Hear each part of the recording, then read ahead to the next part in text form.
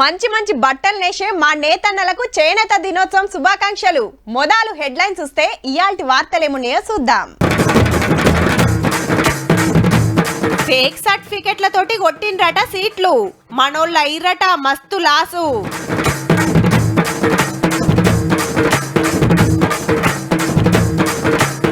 బంగాళాఖాతం లేచిరట ధరణి, తప్పిస్తారట రైతుల తిప్పలన్నీ.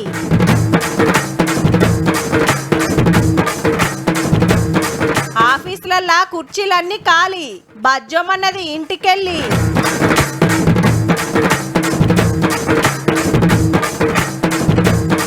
సౌగ్రామ్ తోటి మిస్ అయింది స్వర్ణం, ఆటల సంఘం మీద గరం.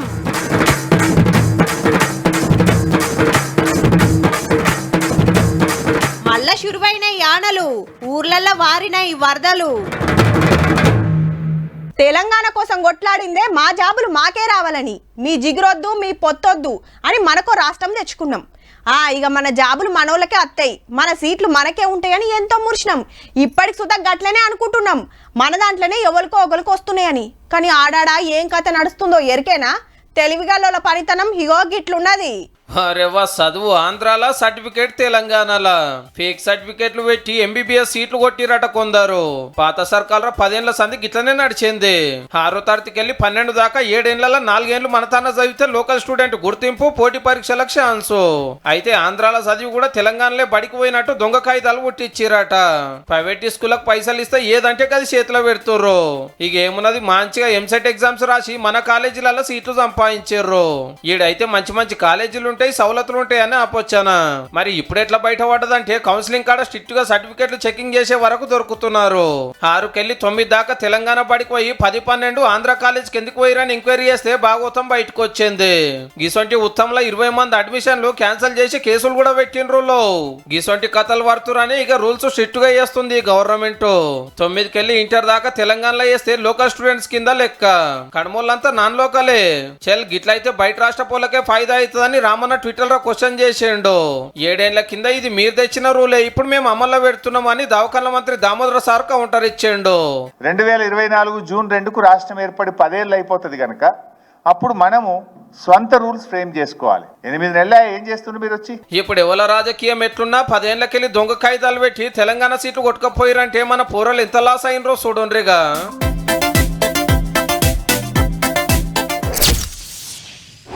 ఉన్నదానికంటే తక్కువ భూమి చూపిస్తుందని ఒకలు, నా భూమి ఇంకొకరి పేరు మీద పట్టా అయిందని ఒకలు, ఎప్పుడో మేము కొనుక్కున్న భూములు ఇంకా పాత ఓనర్ల పేరు మీద చూపిస్తున్నాయని ఒకలు, విరాసత్ అయితలేదని, తప్పుపడ్డ పేర్లు మారతలేవని ఇట్లా రైతులు శీతం తిప్పలబడ్డారు. దానితోటి కాంగ్రెస్ సర్కారు గీ కష్టం తప్పిస్తామని మాటిచ్చింది. గా పని సుత నడుస్తుంది.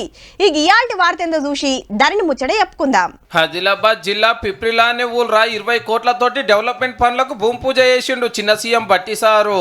పబ్లిక్ పీపుల్ తెలుసుకోవడానికి, కాంగ్రెస్ పార్టీని పవర్లకు తీసుకొస్తానికి ఓట్ల ముంగట సార్ పీపుల్స్ మార్చ్ పాదయాత్ర చాలు చేసింది. ఇడికెళ్లే 5 నెలల కిందనే మీటింగ్ పెట్టి పనులు చాలు చేసేది ఉంటే ఎన్నికల కోడ్ చేయబట్టి ఆలస్యమైందట. పబ్లిక్ దీవనార్థి తోటి కాంగ్రెస్ సర్కారు వచ్చింది. ఇచ్చిన హామీలన్నీ ఒక్కొక్కటి అమలు చేస్తున్నాము అనుకొచ్చిండు. జల్దీగానే నియోజకవర్గానికి 3,500 ఇందిరమ్మీన్లు ఇచ్చే కార్యం చాలు చేస్తారట. ఇక ధరణి పోర్టల్ మీద ఈ మాట అన్నాడు. తప్పనిసరిగా ఈ ధరణిని బంగాళాఖాతంలో వేస్తాం, మీకు హక్కు కల్పిస్తాం, మీ హక్కులు మీకు కల్పిస్తాం, మీకు అన్యాయం చేయం. చెప్పినట్టే రుణమాఫీ చేస్తున్నాం, నిరుద్యోగులకు 30,000 జాబులు ఇచ్చినాం, అసెంబ్లీలో జాబ్ క్యాలెండర్ విడుదల చేసినాము అన్నాడు. అట్లనే 45 కోట్లతోటి ఫిబ్రి లిఫ్ట్ ఇరిగేషన్ కట్టి నీళ్ళ తిప్పలు తీరుస్తామని హామీ ఇచ్చిండు.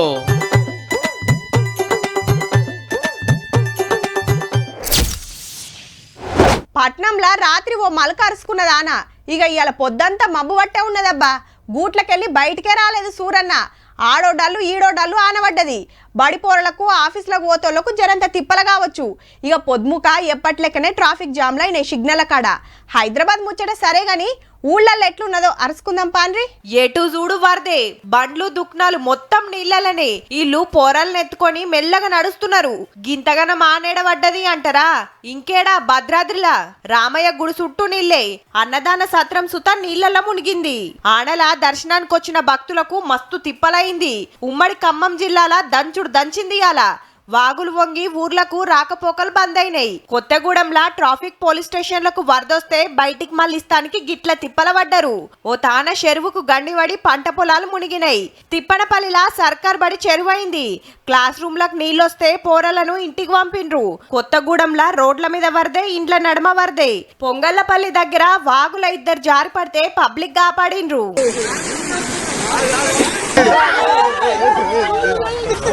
ఉమ్మడి వరంగల్ జిల్లాల సుత గట్టిగానే పడ్డాయి ఆనలు. చుట్టుముట్టు చెరువులన్నీ నిండి అలుగు వస్తున్నాయి. మైబాద్లా వాగులు వంగి ఊర్లకు రాకపోకలు బంద్ అయినాయి. సర్కార్ బడి చెరువు అయింది. మొన్నటిదాకా ఎండిన లక్నవరం చెరువు నీళ్లతోటి నిండుకుండా లెక్కుంది. ఇక ప్రాజెక్టులు చూస్తే సాగర్ల 20 గేట్లు, శ్రీశైలంల 10 గేట్లు ఎత్తి నీళ్లు కిందికిడుస్తున్నారు. పులిచింతల ప్రాజెక్టు 5 గేట్లు ఎత్తిండ్రు. ఇంకో 2-3 రోజులు ఆనలున్నాయట. చూడాల మరి ఎట్లెట్లుంటదో.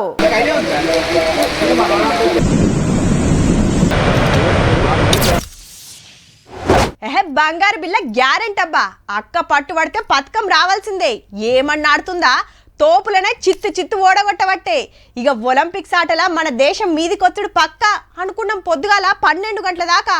ఇంతల్నే బ్రేకింగ్ న్యూస్. చా ఎంత పనాయరా, జర్రంతల వాయే. ఒకళ్ళ ఓడిపోయినా ఎండు బిల్లు అనొచ్చు. గా ముత్యమంత దానికి ఏమైతుంది, గాయంత చూడరా అని అందరు బాధపడ్డారు. హౌ వినేష్ పోగట్ గురించే. 100 గ్రామ్ జయవట్కే స్వర్ణం రాకుట అయ్యింది. కుస్తీ పోటీలో నిన్న రప్ప అందరు నోడగొట్టి ఫైనల్ కు వచ్చింది మన వినేష్ పొగాటు. ఆఖరి రువాడు చూస్తే ఫైనల్ లో గెలుచుడు పక్కా అనిపించింది. రాత్రి 11:30కు ఆఖరి మ్యాచ్ ఉండే. ఇంతల్నే షాకింగ్ వార్త. రూల్స్ ప్రకారం వజన్ 50 కిలోలే ఉండాలి. 100 గ్రాములు ఎక్కువ వచ్చిందట. రూల్స్ తప్పిందని ఫైనల్ కెళ్ళి తీసేసింది ఆటల సంఘము.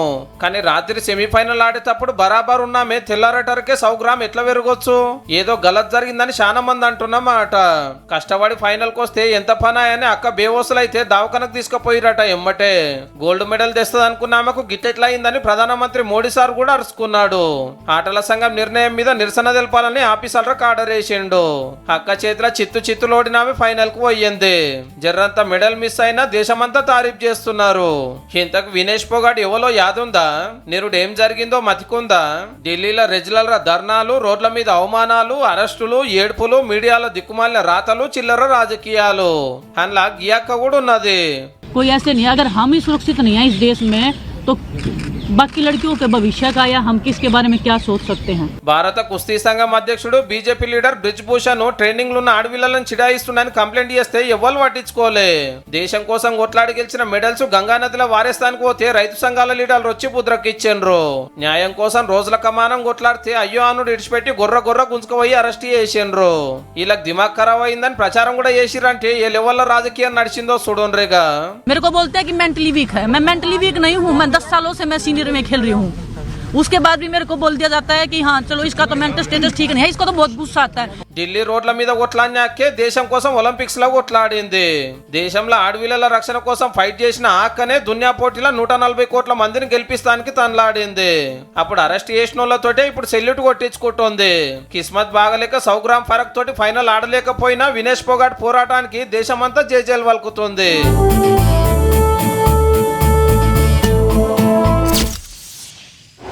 ఏం సంగతయ్యా, తీరువాటమైందా? ఇంకా జరసేపటికి రాకపోయినావు. రేపటి సంధి 5 నిమిషాలు లేట్ అయినా హాఫ్ డే జీతం కట్ అవుతుంది. చూసుకో మరి. పొద్దుగాల షాయ్ కానీ 10 నిమిషాలు పోతావు. నడుమిట్ల దోస్తుగాడు వచ్చిండని పావు గంట పని బంద్ పెడతావు. ఇది ఆఫీస్ అనుకున్నావా, నీ ఇల్లు అనుకున్నావా? ఓ పావు గంట ఎక్కువ పని చేస్తే అరిగిపోతావా? అప్పుడే తయారైనావు ఇంటికి పోతానికి. ఇగో ప్రైవేట్ జాబులు చేసే కడ గిట్లుంటది. అదే సర్కార్ నౌకరైతే ఇగో గిట్లా. ఈడ కుర్చీలు ఖాళీ, ఈడికొస్తే ఖాళీ, ఇంకో కాడికి పోతే ఆడసుత ఖాళీ. ఇంకా టైం కానట్టుందనేరు. గడారం చూడురు జరా. పొద్దుగాల 11:30 జిహెచ్ఎంసీ ఆఫీసర్లకు రాదారియలే. ఫైల్స్ చూడు ఎంతగానో పెండింగ్లు ఉన్నాయో. ఎప్పటిదప్పుడు చూస్తే కదా క్లియర్ అయ్యేది. లెక్కకైతే పొద్దుగాల 10ంటికే సీట్లు ఉండాలి. ఆలస్యం అయితే 10 నిమిషాలు అటు ఇటు. కానీ గంటన్నర లేట్ అయినా ఆఫీస్కు రావాలన్నా సోయి రాలేదన్నట్టు. దినం ఇదే కథ అయ్యే వరకు మేయర్ మేడం ఇవాళ చెకింగ్ వస్తే ఖాళీ చీరలు వెల్కమ్ చెప్పినాయి ఎక్కువ మట్టుకు 2-3 డిపార్ట్మెంట్లు తిరుగుతా అంతటా ఇదే కథ. పని చేసేత కాకుంటే బంద్ చేసి ఇంటికాడ బజ్జోరు అని గరం అయింది. డ్యూటీకి రానో లెవెలో ఎమ్మటే పేర్లు పంపు అని పెద్ద ఆఫీసర్లకు ఆర్డర్ వేసింది వాళ్ళ సంగతి చెప్తా అని. మొన్న మంత్రుల సుతాల శాఖల ఆఫీసులు తిరిగితే ఎవ్వరు టైంకు రాలే. ఏడ చూడు ఖాళీ కుర్సీలే. తీర్వాటం చేసుకొని పురుసాతుగా వస్తుర్రు. ఏళ్ళకెళ్ళి అలవాటు పడ్డోళ్ళైరి అంత అల్కగా మారుతారు. ఫస్ట్ నాడే జీతాలు ఇస్తున్నా కొందరు ఉత్తమ ఉద్యోగుల పంతనం గిట్లున్నది అన్నట్టు.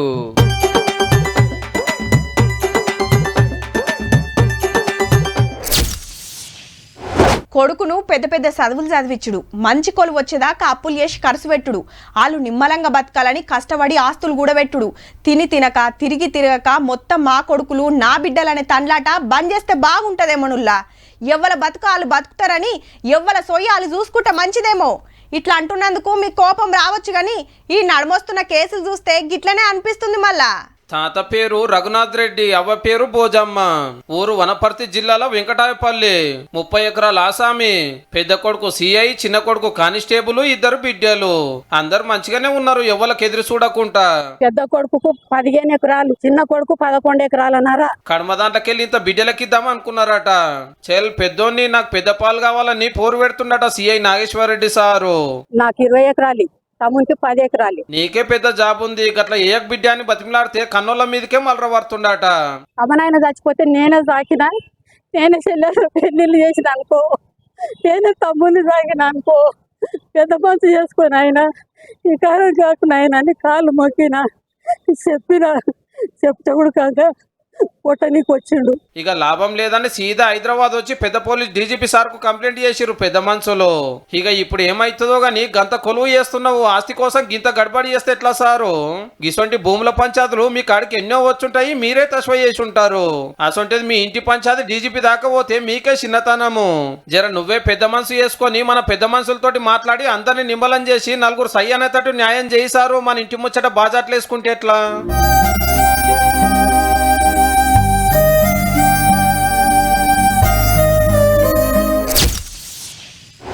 మావాడు బాక్స్ ఆఫీస్ కాడ దున్నేస్తున్నాడు తెలుసా. 6 రోజులలోనే 100 కోట్లు కొట్టేసిండు. మా హీరో ఏమన్నా తక్కువనా? 100 దాటి 150కి సూటు పెట్టిండు. మా హీరో సినిమా 2000 టాకీస్లలో విడుదలైతుంది. మావోని బొమ్మ పడ్డదంటే బ్లాక్ బస్టరే. ఇగో గిట్లనే చెప్పుకుంటారు అభిమానులు. పబ్లిక్ టికెట్లు కొని సినిమాలు చూస్తానే కదా వాళ్ళు అంత పెద్ద స్టార్లు అయింది. మరి పబ్లిక్ ఆపత్తులు ఉన్నప్పుడు వాళ్ళు సుత ఆసరా కావాలి కదా, గదే కార్యం నడుస్తుంది ఇప్పుడు. వరదలతోటి ఆగమైన వయనాడ్ను ఆదుకుంటానికి మేము సైతమని ముంగటికొచ్చిర్రు షిన్మోళ్ళు. హీరో ప్రభాస్ సారు 2 కోట్లు పంపిండు కేరళ సర్కార్కు. చిరంజీవి, రామ్ చరణ్ సార్లు 1 కోటి రూపాయలు, అల్లు అర్జున్ సారు 25 లక్షలు ఇచ్చిండు. తమిళ హీరో సూర్య సార్ ఇంటోళ్ళు 50 లక్షలు ఇస్తే హీరోయిన్ నయనతార 20 లక్షలు ఇచ్చింది. మలయాళ యాక్టర్ మమ్ముట్టి సారు ఆయన కొడుకు దుల్కర్ సల్మాన్ కలిసి 35 లక్షలు ఇస్తే పుష్ప సినిమా విలన్ ఫహాద్ ఫజిల్ సారు 25 లక్షలు, కమల్ హాసన్ సారు 25 లక్షలు, విక్రమ్ సారు 20 లక్షలు, హీరోయిన్ రష్మిక 10 లక్షలు ఇచ్చిండ్రు. ఇక మోహన్ లాల్ సారు ఆర్మీ తోటి కలిసి వరదలొచ్చిన ఏరియాలలో తిరిగిండు, దగ్గరుండి పనులు అరుచుకున్నాడు. ట్రస్ట్ తరపున 3 కోట్లు సాయం చేస్తుండు. ఆళ్ళు వీళ్ళని ఏం లేదు, ఎవ్వలకి చేతనైనంతలో వాళ్ళు సాయం చేస్తున్నారు. ఇప్పటికి కూడా చాలా మంది సర్కారు పెట్టిన క్యాంపులలోనే ఉన్నారు. ఆనలకు నష్టపోయిన వాళ్లకు కొత్తగా రేషన్ కార్డులు వంచుతుంది అక్కడి సర్కార్. ఈ ముచ్చట ఇట్లుంటే అంత ఆగమై పబ్లిక్ బాధలుంటే అప్పులిచ్చిన ఫైనాన్స్ కంపెనీలు మా బాకీలు కట్టాలని సతాయిస్తున్నారట. గసొంటోళ్ళందరికీ గట్టిగానే వార్నింగ్ ఇచ్చింది అక్కడి సర్కార్. ఓ తాన షిల్లర్ షిక్కలు నోట్లన్నీ మీటింగ్ పెట్టుకునేటుల్లా. మాట మీకెళ్ళి మాట వచ్చి పబ్లిక్ అంతా నన్నే ఎక్కువ కాయిషేస్తారంటే నన్నే ఎక్కువ కాయిషేస్తారని పంచాయత్ మోపే వరకు మీ అందరికంటే నాకే ఎక్కువ విలువ కాబట్టే నేనంటేనే మస్తు పాయిరమని 500 నోటు. నిన్నెవరు ఆడతారు, అందరితోనే ఉండేది నేనే అని 100 రూపాయలు 200 నోట్లు. మీరేమో లావే గుర్తుర్రు, దుక్నాలలో నడిచేదే మేమని 50, 20, 10 రూపాయల నోట్లు. మేమేమన్నా తక్కువనా? చాలా మంది మా గురించే కొట్టుకుంటారని షిల్లర్ షిక్కలు. అయితే ఇంత లొల్లి అవుతున్నా 10 రూపాయల బిల్ల మాత్రం సప్పులేదుల్లా. ఎందుకంటే గీ ముచ్చట చూస్తే ఎరకైతది. నిజం గడప దాటక ముందుకే అబద్ధం ఊరు, మండలం, జిల్లాలే కాదు దేశమే సుట్టొచ్చింది పో. 10 రూపాయల షిక్కలు చెల్లయ్యని ఎవలో పుణ్యాత్ములు పుకారు పుట్టిస్తే నాకొద్దంటే నాకొద్దంటారు పబ్లిక్. దుక్నాలోళ్ళు షాపింగ్ మాల్ల సుత ముక్కిరిస్తున్నారు బిల్ల చూడంగానే. శినిగిన నోట్లన్న తీసుకుంటురట గాని ఇవైతే వద్దంటారు. 10 రూపీస్ కాయిన్స్ తీసుకుంటున్నాం మేము. కానీ కస్టమర్ మాత్రం రిటర్న్ ఇస్తే తీసుకోవట్లేదు. కానీ బరాబర్ చెల్లుతాయి. కాయిన్లు అచ్చుపోసి పబ్లిక్లకు సప్లై చేసి ఆర్బీఐ ఆఫీసర్లే ఎన్నో మాటలు చెప్పిండ్రు. ఇప్పుడు మళ్ళో పాని సాటింపేసిండ్రు. ఆఖరికి కేసులు పెడతామని వార్నింగ్ ఇచ్చే కాడికొచ్చిందంటే చూడండిగా.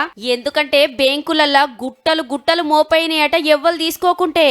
అవన్నీ ఏం చేసుకోవాలి, ఏం కావాలి, నోట్లయితే చెప్పున చినుగుతాయి, షిక్కలైతే షానొద్దులుంటాయని ఉపాయం చేస్తే ఉత్తములు చేసిన ఉద్దరకానికి 10 రూపాయల షిక్కలు మార్కెట్లో తిరగకుంటాయినాయి. కాబట్టి ఎవ్వలే చెప్తాది ఉత్తగనే నమ్మకుర్రి. 10 రూపాయల నోటుకు ఎంత ఇలువ ఉందో 10 రూపాయల బిల్లకు సుత గంతే ఇలువ.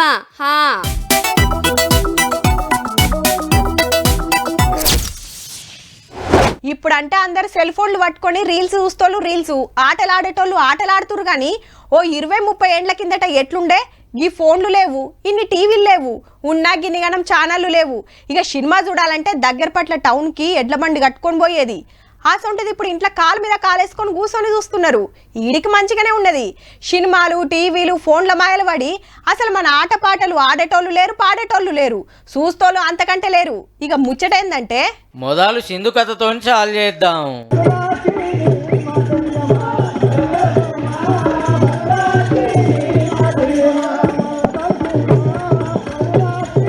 ఇక ఇప్పుడు చిరుతల రామాయణం.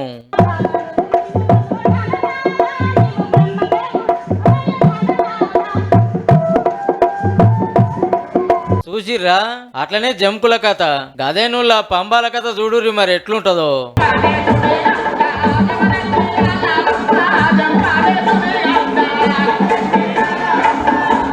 ఇప్పుడు ఒక జానపదం.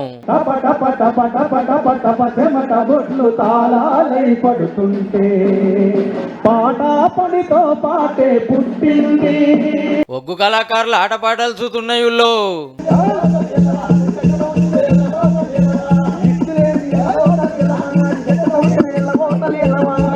పోతరాజుల ఆటలు చూసి సిపిఐ నారాయణ సార్కు సుతూ వచ్చినట్టుంది. కొరడాలు పట్టుకొని అల్కటి స్టెప్ వేసిండు.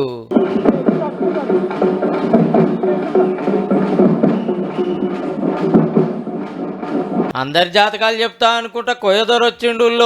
10 రూపాయలు సంపాదిస్తావు కానీ ఇంటికి పోతే పెళ్ళంతో దెబ్బలు తింటావు. బాధపడ మాకు నిన్ను కాదు నన్ను కూడా కొడుతుంది. వెనకటి కళలను బతికించుకోవాలని పట్నం రవీంద్ర భారతిలా ప్రజా కళల పండుగ చేసిర్రు కళాకారులంతా. మీర్సుతో మల్క చూసినట్టుంటదని అదింత చూపెట్టినాం అన్నట్టు.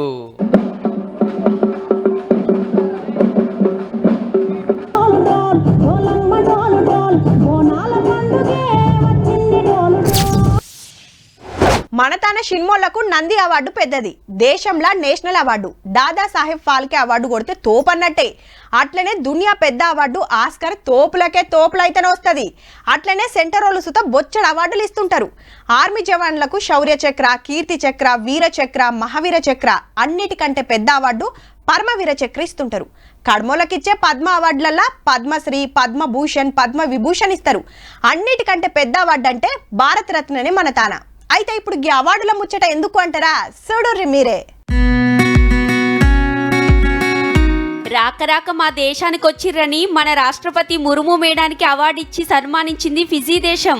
అట్టుట్టుది కాదుల్లో, ఆ దేశంలోనే పెద్ద award companion of the order of Fiji ఇచ్చిండు ఆ దేశ అధ్యక్షుడు. భారత రాష్ట్రపతి ఆ దేశంలో అడుగుపెట్టుడు ఇదే మొదలట. మరి గందుకే గీ గౌరవం. 6 రోజుల్లో ఫిజీ, న్యూజిలాండ్, తైమూర్ లేస్టే 3 దేశాలు సుట్టి రాబోతుంది మేడం. నిన్న ఫిజీ దేశం పోతే విమానం దిగంగానే గీ తీర్ల ఎదుర్కొన్నారు. అటెన్కా జవాన్ల గౌరవ వందనం నడిచింది. మీరేం రందిపడకుర్రి, మీ దేశం డెవలప్ అయితానికి మేము ఆసరైతాం అనుకొచ్చింది మేడం. అంతకు మొదలే మన తా నుంచి బతకబోయినోళ్ళం కలిసి స్కూల్ పోరలతోని ముచ్చట పెట్టింది. అట్లనే సుబ్రహ్మణ్య స్వామి గుడికి పోయి మొక్కులు పెట్టింది. ఈడికెళ్లి న్యూజిలాండ్ పోతుందట. అయితే బయటి దేశాలకు ఫిజీ తోప్ అవార్డు చాలా తక్కువ మందికి ఇస్తారట. అండ్లా మన మోడీ సార్ సుతున్నాడు ఇప్పుడు ముర్ము మేడం.